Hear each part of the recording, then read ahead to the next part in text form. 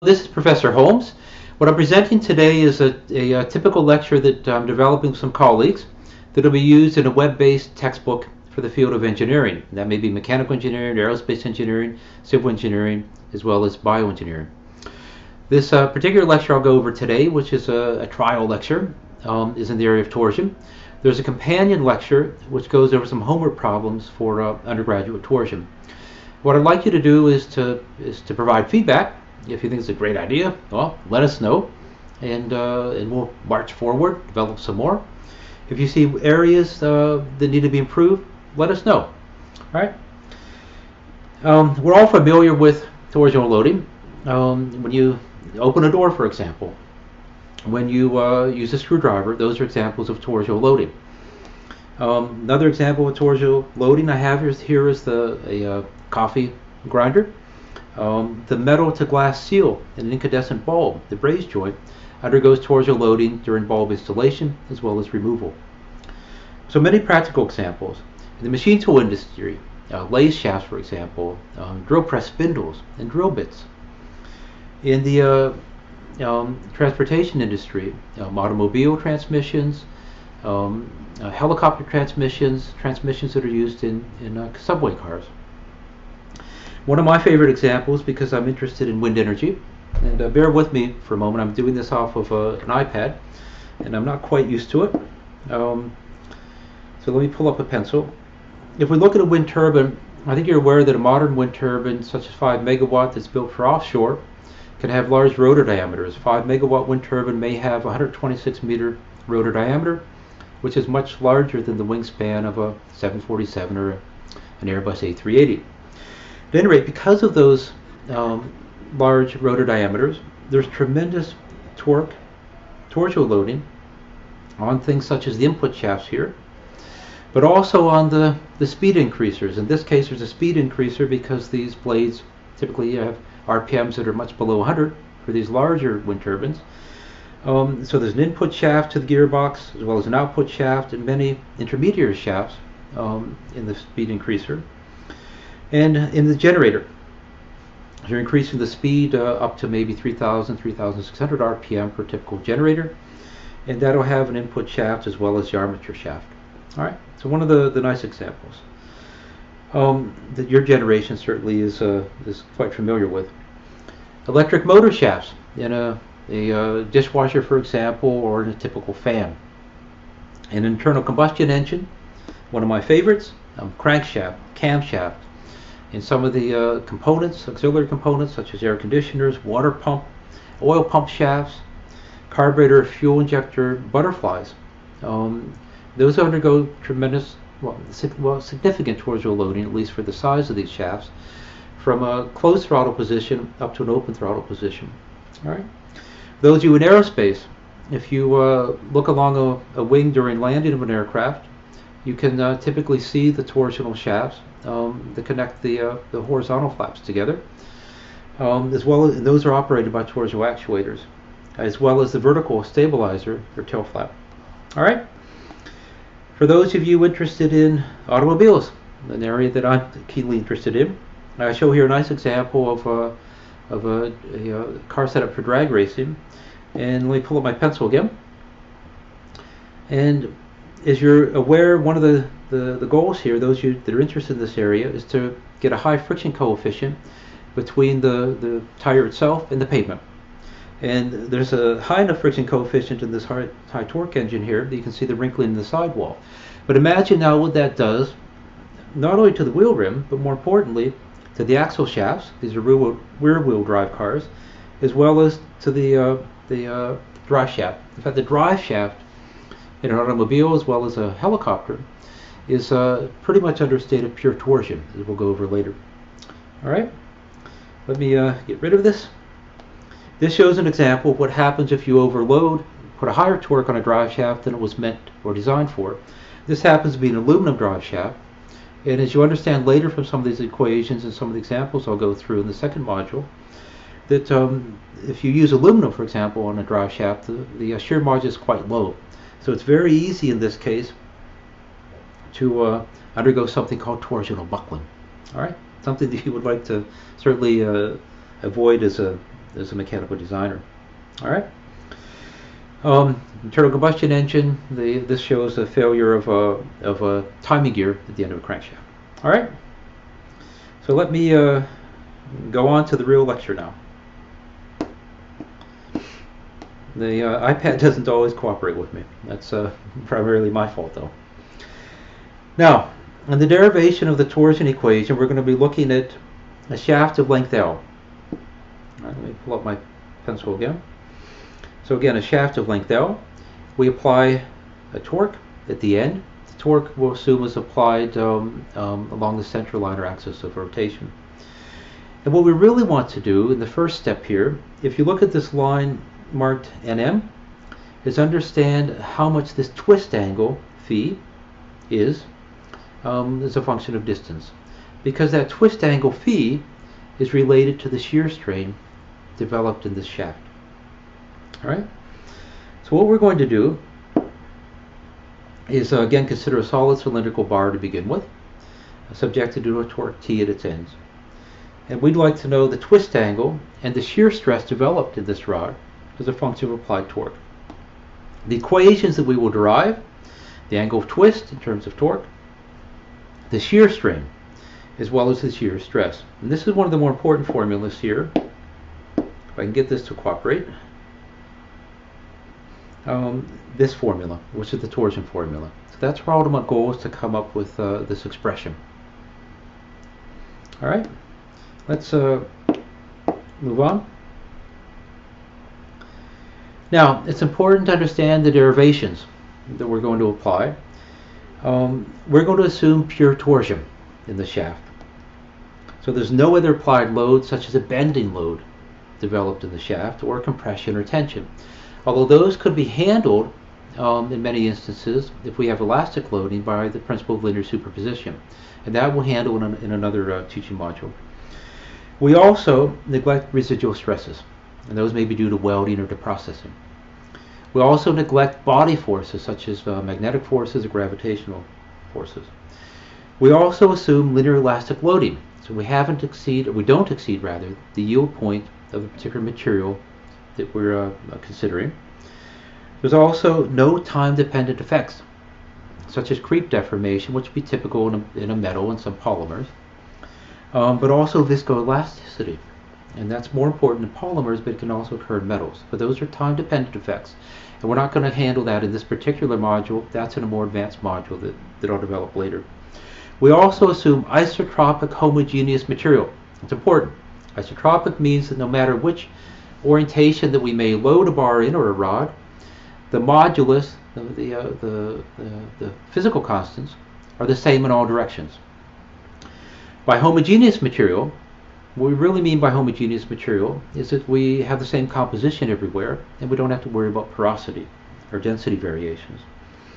Another very important thing to consider or keep in mind is that there are no stress concentrations, so there's no holes or keyways. If you think about it, a motor shaft that has a pulley on it probably has a keyway. Those have to be handled in a little bit separate manner, and that can be done, but we have to build upon this lecture in order to handle those. That's more in the area of strictly in mechanical design. All right. Okay. So let's move on. And first, a comment that because we're assuming linear elastic loading, really means small twist angles phi. Any cross section that we take perpendicular to this axis, this longitudinal axis, will remain planar, undistorted. That's important to note. That only occurs if we have axisymmetric loading, axisymmetric geometry rather, such as a circular shaft. If we look at a rectangular shaft or a square shaft and we load it in torsion, we couldn't make that assumption. So that's one of the reasons we're restricting this particular derivation to a circular shaft. Right, so let's continue with this particular derivation. So in the next slide, I've shown again the overall shaft, and a few things I'd like to point out. What we're going to do now is take a small element of length dx from the shaft. So this element is taken perpendicular to the axis of the shaft, And I show that in figure 3. And what we're going to do is put some initially horizontal lines AB and CD that we're going to scribe onto this. And what we'd like to know now is we begin to apply the torque T and we get twisting deformation, how the lines move. And again, remember we've got this assumption that we've got linear elastic behavior and no distortion of these planes. So line AB translates down to line AB prime, and line DC would go to DC prime. And we could put a bunch of these horizontal lines on here. They would all undergo the same type of deformation. So again, let's let AB and DC represent horizontal reference lines. So some imaginary lines that we put on this element of length dx. As the torque T is applied, point B or point C, whichever one we choose, would rotate, and B goes to B prime, for example. Now, it's important because we can relate the shear strain that develops to the displacement of point B to B prime. All right? Now, it's been my observation in teaching. I've taught for, I guess, 22 years now at University of Michigan and at Georgia Tech and at Penn State and now here at Beihang in China, that oftentimes there can be some difficulty in understanding the concept of shear strain. It's something you would get in your undergraduate materials course or strength of materials course. But because it's key to understanding torsional deformation of a shaft, let's spend a few minutes in it to define it better. And what I've done is marked a vertical line on this this textbook, which happens to be macroeconomics, not one that I typically look at.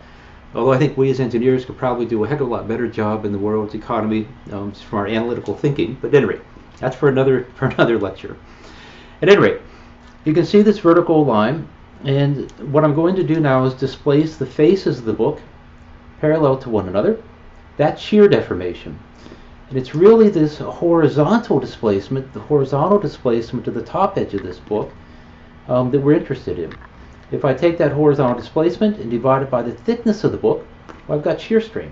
All right, so let me mark this up a bit better. So what I'm going to do is mark this reference line AB. Just bear with me for a minute. So AB, and I'm going to define an angle gamma.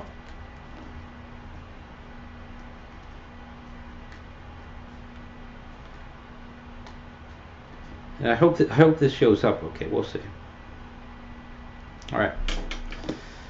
So I've shown this. Again, it's not very clear, but what you can see is I've got the thickness of the book marked as AB, and you can see B. This vertical line AB translates to AB prime, and there's an angle gamma. All right, and it's the tangent of this angle gamma that gives me the shear strain. And again, that's nothing more than the displacement perpendicular to line AB divided by the length of line AB gives shear strain.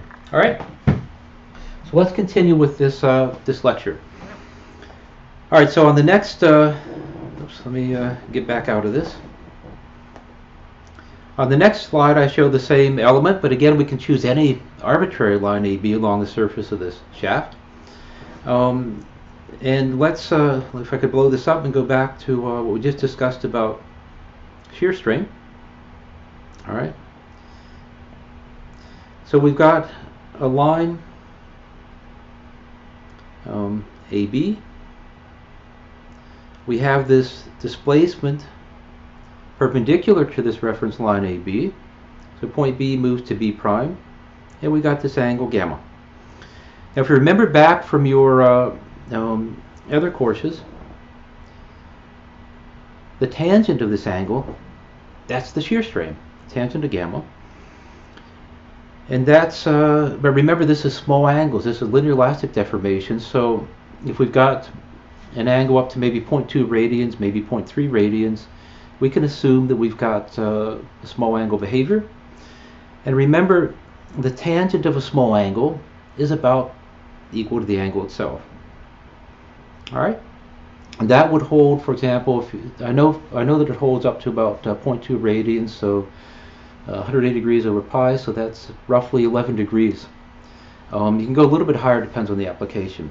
So at any rate, the property of the tangent of an angle, as well as the side of an angle, again, for small angles, you can take the approximation that it's about equal to the angle. Now remember, from your mathematics courses, and particularly for engineering and physics courses, anytime you see an angle sitting on its own, then it has to be in radians. All right, otherwise these equations that we're developing just wouldn't make any sense.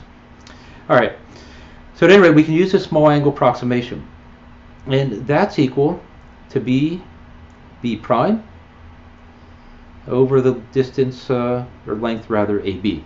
Okay, so we've got our definition for strain in this particular shaft.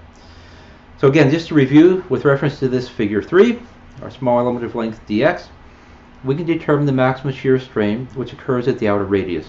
And that can be approximated by this arc length, BB prime, divided by this length, AB. And I show that in this equation here. All right. But BB prime is nothing more than the arc length, and so that's R. If we look back up here, that's R times delta phi, this twist angle. And so we show that here. Now, let's let our element become smaller and smaller. So we've got a differential distance dx. And in that case, the maximum shear strain is given by the outer radius times the gradient d phi dx. That's the maximum shear strain, and that occurs at the outer diameter of the shaft. We'll call that equation 3. All right? So let's move on. Now, for convenience, we can denote the angle of twist at the end of the shaft as theta L. All right, so that's shown here as simply the phi with subscript L. Now, because we've assumed that we have no distortion in the shaft for linear elastic loading, d phi dx is a constant. So I can just take the twist angle at the end of the shaft, phi of L, and divide it by the length. This is a constant. Oops, let me pull this back up.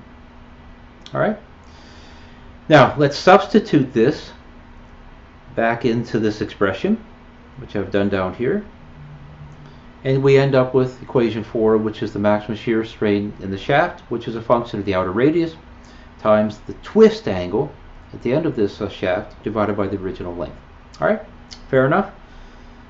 Okay, so that just makes it a bit more convenient to express, and it also reinforces the idea that we've got this constant twist rate, d phi dx, or twist angle, rate of change of twist angle.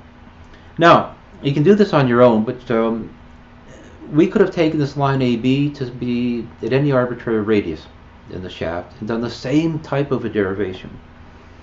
And if we do that, you can do that on your own, following the same steps.